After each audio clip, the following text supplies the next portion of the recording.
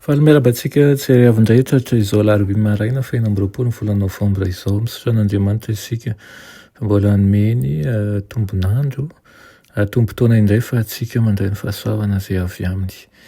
Lohanderantsika ny amin'ny mofona an'io dia vavaksika. Tompo Andriamanitra tolotra ianao ny dera laza ny aja sy ny voninahitra. Misaotra anao izay fa mbola menao fahafahana indray ny eo aminao eto.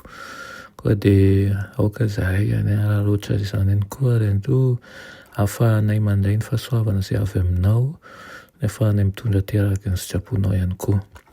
Mitenena raha io fa voninkainanao izahay anaran'i Jesosy. Amen. Lohateny mofinainantsika androany dia manao hoe ny fitomboana ilaina. Alaina ny Petera 1:2, 2 sy 3. Manao hoe fa tahaka ny zaza vao teraka dia manireny ny ronono mpanahy tsy misy fitaka mba hitomboanareo amin'izany amin'ny famonjena raha tahiny nanandrana ianareo fa tsara ny Tompo. Amen. Efa nomanin'Andriamanitra ny fomba hamonjena ny fanahy tsirairay avy. Nefa rehefa lavintsika ny fanomezam-pahasoavan'ny fiainana mandrakizay izay nokatsahana ho antsika amin'ny vidiny tsy manampetra, dia ho tonga ny fotoana izay andavan'Andriamanitra antsika tsy eo amin'ny fanatrehany.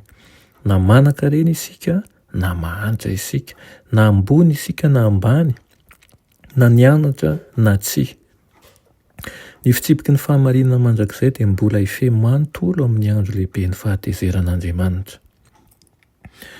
Tsy andre fiampiangana hanohitra antsika avy amin'ny toerana nanatanterahantsika ny fahotantsika isika, nefa hampaingaina noho ny fanaovana tsirambina ny andraikitra tsara sy ambonina sain'ilay Andriamanitra fitiavana ny tontolo saintsika.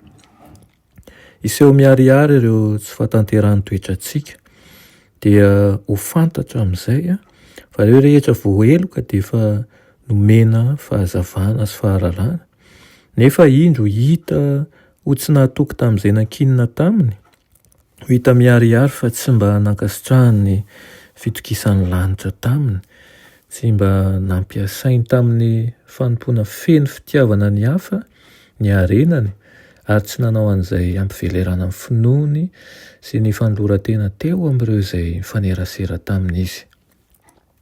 Takian'Andriamanitra ny ampivelaran'ny olombelona rehetra ireo are-pahasoavana natolotry ny lanitra azy, mba hahatonga azy ireo ahomby hatrany eo amin'ny asan'Andriamanitra. Ireo harena rehetra izay ananan'ireo mantsy dia natao ampitombo ny toe-panaharaka an'Andriamanitra sy ny fahadiovana araka ny fitiavan'i Kristy. Zavatra ny tena mampalahelo anefa fa na dia efa nomena aza ireo harenan'ny lanitra ireo dia mbola betsaka amin'ireo mitonina homino an'i Jesosy ihany no tsy maneho an'izany amin'ny fitombony.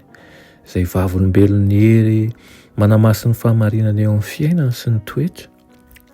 Marina fa amin'ny fotoana voalohany andraisantsika ny Kristy ao am-pontsika dia tahaka ny zaza raha-panahintsika, nefa tsy tokony hijanona ho zaza mandrakariva isika eo amin'ny fanandramana. Natao hitomba amin'ny fahasoavana sy ny fahalalanan'i Jesosy Kristy Tompo sy mpamonjy antsika isika, ary natao ihany koa hiroso mandrakariva amin'ny fahamarinana izay atolotry Kristy antsika. Gane ianao mba hanana fitomboana tokoa ka tsy ohatran'ny teo aloha no ahitana antsika isan'andro satria mandray ny sakafom-panahitrana isika. Amen.